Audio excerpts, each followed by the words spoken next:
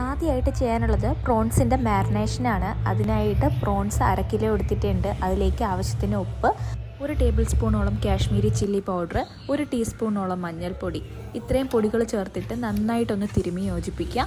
അതിനുശേഷം ഒരു അരമണിക്കൂറോളം ഇത് റെസ്റ്റ് ചെയ്യാനായിട്ട് മാറ്റി വയ്ക്കാം.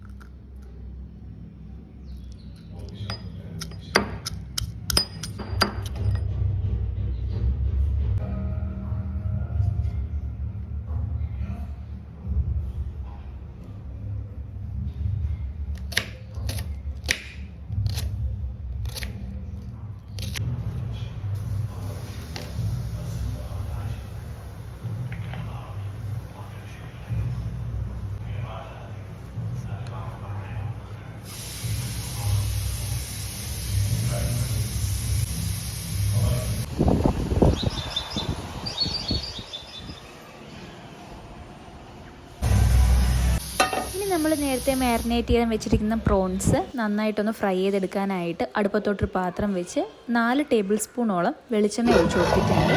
ഇനി ഓരോ പ്രോൺസും അതിനകത്തോട്ട് ഇട്ടിട്ട് നന്നായിട്ടൊന്ന് ഫ്രൈ ചെയ്തെടുക്കാം.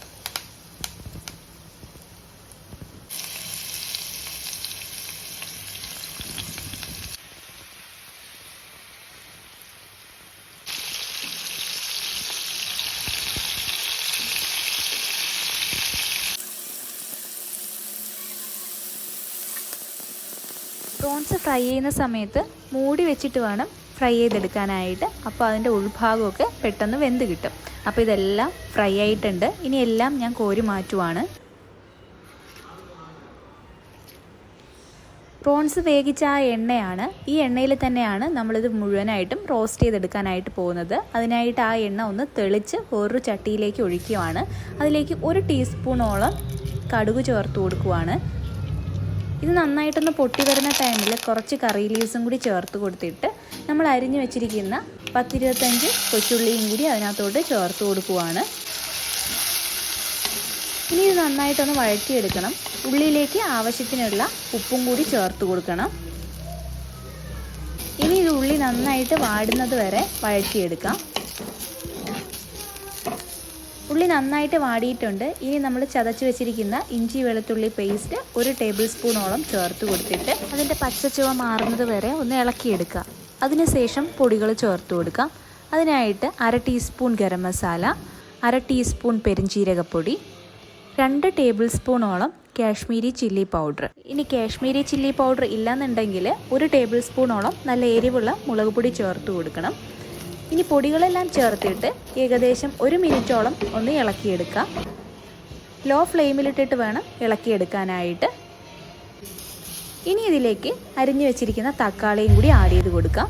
ഞാൻ 1 തക്കാളിയാണ് എടുത്തിട്ടുള്ളത്. ഇനി ഈ തക്കാളിയൊക്കെ നന്നായിട്ട് വെന്തുടയാനായിട്ട് ഒന്ന് മൂടി വെച്ച് കുക്ക് ചെയ്തെടുക്കാം. അപ്പോൾ തക്കാളിയൊക്കെ നന്നായിട്ട് വെന്ത് വന്നിട്ടുണ്ട്. ഈ ഒരു ടൈമിൽ 1/2 കപ്പ് വെള്ളവും കൂടി ഇതിനകത്തോട്ട് ഒഴിച്ചു കൊടുക്കുക. അത് നന്നായിട്ടൊന്ന് തിളച്ച് വരണം.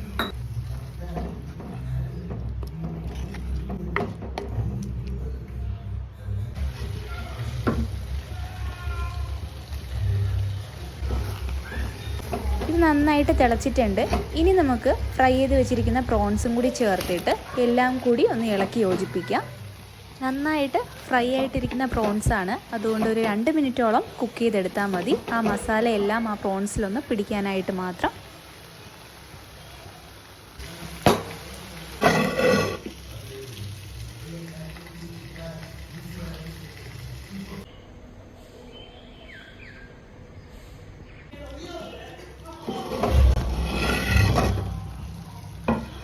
അപ്പോൾ അടിപൊളിയായിട്ടുള്ള പ്രോൺസ് റോസ്റ്റ് ഇവിടെ റെഡി ആയിട്ടുണ്ട്. എന്തിൻ്റെ കൂടെ വേണമെങ്കിലും ഇത് സെർവ് ചെയ്യാവുന്നതാണ്. അപ്പോൾ വീഡിയോ ഇഷ്ടമായിട്ടുണ്ടെങ്കിൽ പ്ലീസ് എല്ലാവരും ഒന്ന് സബ്സ്ക്രൈബ് ചെയ്തും കൂടെയുള്ള ബെല്ലൈക്കൺ ഒന്ന് പ്രസ് ചെയ്തും സപ്പോർട്ട് ചെയ്തേക്കണേ.